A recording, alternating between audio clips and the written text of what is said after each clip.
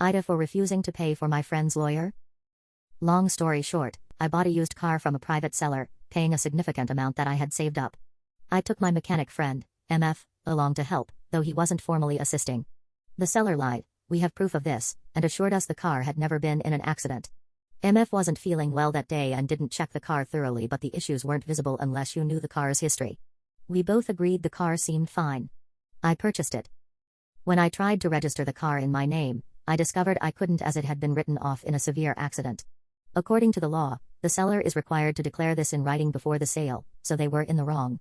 However, the seller refuses to take the car back, and I'm now suing them in small claims court. To make matters worse, the seller is trying to shift responsibility onto MF, adding him to the lawsuit.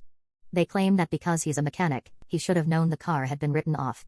Now I'm forced to be suing him as well, because the car seller's lawyer has joined him to the lawsuit.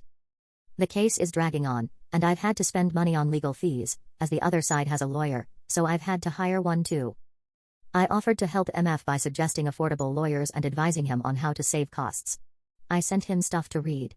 I even offered to assist him in writing his defense if he couldn't afford a lawyer, as I don't think the seller has a case against him and it's normal to represent yourself in this small claims court. However, MF acted superior and sneered at me, said I didn't know what I was talking about. He ignored all my advice, didn't check the lawyer's fees, and hired the first one he met with, despite my warnings.